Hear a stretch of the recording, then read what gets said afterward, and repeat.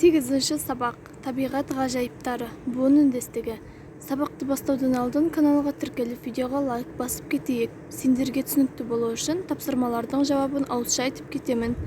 Мәтін мазмұны бойынша пікір білдіруге бағытталған сұрақтар құрастыруды, сөзге қосымшалар, буын үндестігіне сәйкес жалғауды үйренемін.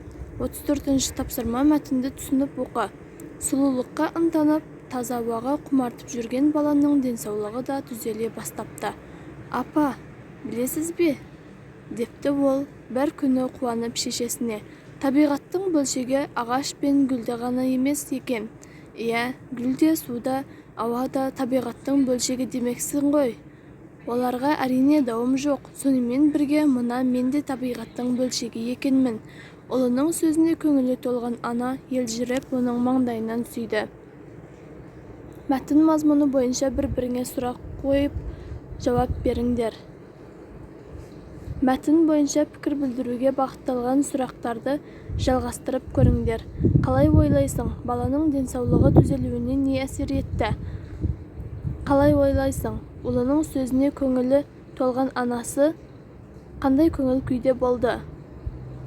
Қалай ойлайсың, бала табиғаттың бөлшегі не деп ойлады? Мәтіндегі қарамен жазылған сөздерді буынға бөліп жаз. Соңғы буындағы дауысты дыбыстардың жуан немесе жіңішке екенін айт. Маңдай. Бұл жерде соңғы дыбыс дай, жуан дыбыс болып тұр. Ауаға жуан дыбыс, баланың жуан дыбыс, күні жіңішке дыбыс, табиғаттың жуан дыбыс, сөзіне жіңішке дыбыс, көңілі жіңішке дыбыс, маңдайынан жуан дыбыс.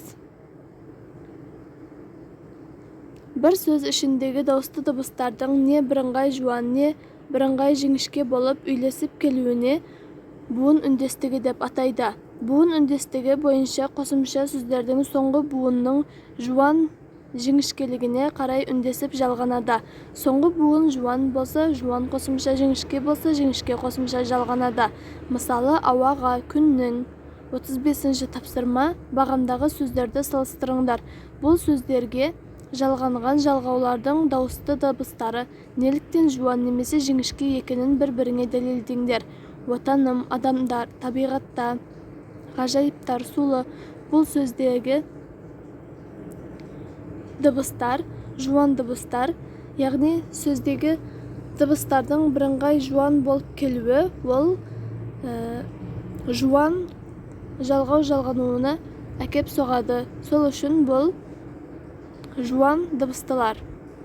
Шөптің, көлде, еліктер, бүркіт, теңіздің, теңізші, түйелер.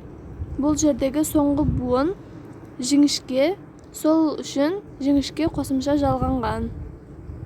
36-ші тапсырма жапыраққа жазылған Жеңіс Қасқановтың өлең жолдарын сағат тіліне қарсы бағытта оқып шық. Тырна,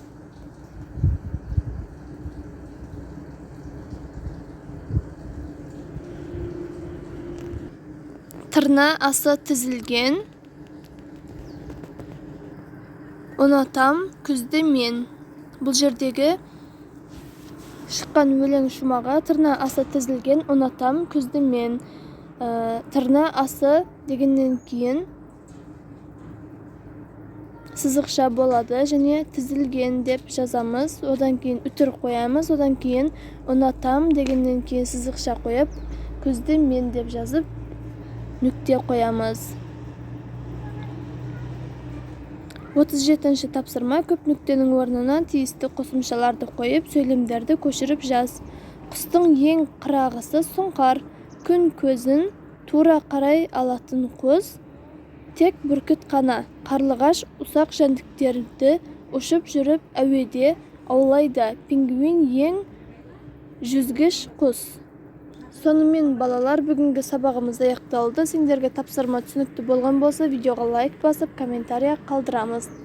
Түсінбей қалған тапсырмаларыңды комментарияға жазып кетсеңдер, мен міндетті түрде жауап беремін.